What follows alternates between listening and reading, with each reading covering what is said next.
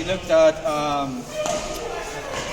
to play a strong De La Riva hook and why we use the De La Riva hook last week, and then we looked at the strengths of the underhook De La Riva position and how it controls inside space and outside space. So tonight, again, more waffling, my favourite thing. Concepts again, we want to be thinking about weight distribution, we want to be thinking about base and stance, and a weight shift. What does all that waffle mean? It really means when you go to sweep someone, you want to be thinking about shifting them onto one leg and sweeping them in that direction. If you do that, your sweeps are going to be a lot more high percentage. If you just go straight into hammer and tongs, you're just going to be forcing it. And again, forcing it, you're just using energy. First, going to take a square stance like this. Again, this has happened sometimes when people's in your guard, they'll stand up inside your guard, they'll be in a square stance. If I try to sweep Carl sideways, it's just not going to happen. Because he's got base, he's got balance. So, if we were sweeping Carl and he's in a square stance, I'd be sweeping him into the backward space or the forward space. That might happen, say Carl was inside my close guard. I made sleeve control, he stood up inside my close guard. Maybe I dropped my hips and I went for a double ankle grab sweep, which makes sense. I'm shifting this weight backwards. Okay. Maybe from there, Carl stood up. Okay. And he knows I'm going to sweep him backwards and he leans into me. So from that position, I'd be bringing my knees towards my chest, and now from here, I'd be taking him overhead. We'd be sweeping him forwards. The problem is, when they stand up inside your guard and we're playing underhook De La Riva, he is in a staggered stance. So now, if he's got one leg forward, if I try to sweep him forwards or backwards, it's not going to happen. The weakness in the staggered stance will be sideways. And we want to be thinking about that when we're playing De La Riva. So, let's just say, right leg forward, we end up in the position. We talked about when we chop in the De La Riva guard, we do it on one space at the back of the knee. I want to get it strong, so in other words, I don't want my instep just at the back of his knee. I want to bring it all the way in towards his hip. Okay, filling that space. But now from there, I come around and I grab my pants or my shin. If that makes sense. Again, this is all about action-reaction. I'm anticipating Carl's going to be driving forward. Notice the way when he's in a staggered stance, he has a lead leg and a trail leg. So positions.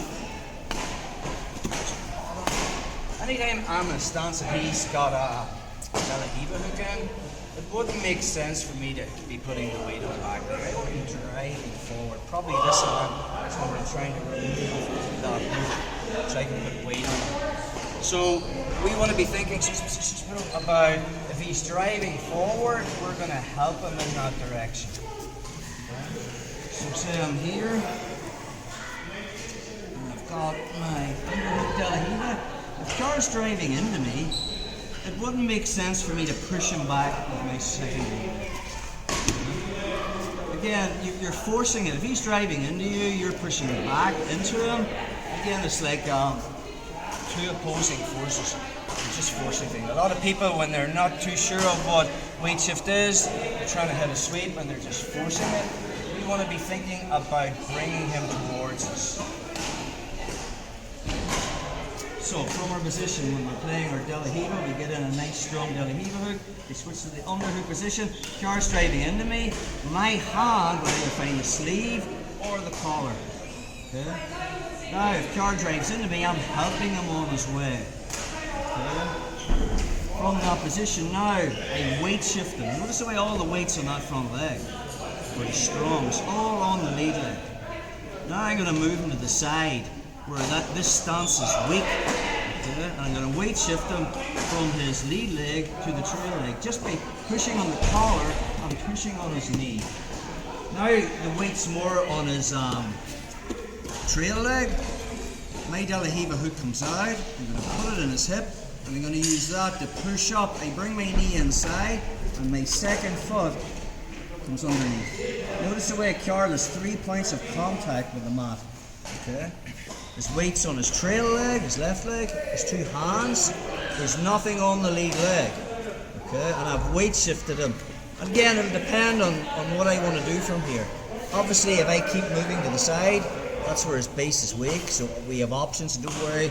Just get to this position tonight, but we can be switching to the X guard, moving Carl forward, coming up, putting him down from this position. Again.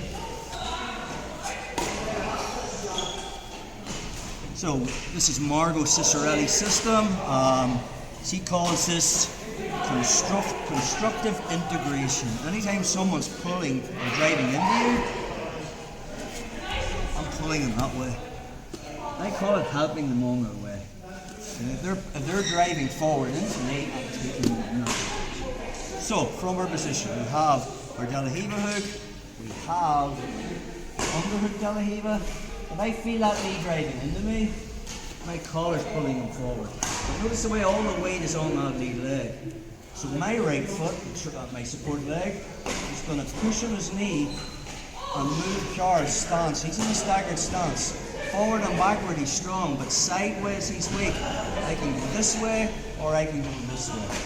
So from there, it's just push, and put his hands on the mat, put all the weight on his trail leg.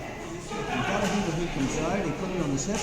I put all the weight on that trail leg to get his lead leg off the mat, and my knee comes on the inside. My second foot keeps it there by coming underneath. Okay? This is called the Jenga pit stop position. Now again, from here, we know Carl's weak side to side. We're taking the path of least resistance. If I feel Carl trying to drive that foot to the mat, I'm not going to resist and push in the other direction, because that's just using force, which is going to waste my energy. He's driving it that way, I'm taking him that way. And I'll switch and come up and sweep him in the other direction, because he's giving me that. We want to be using their momentum against us. So from our position, chopping the De La Riva hook, concentrate on keeping no space at the back of the knee, and then he switched to the underhook position. I'm anticipating Carl's going to be driving forward, and I'm going to find that collar and pull him forward.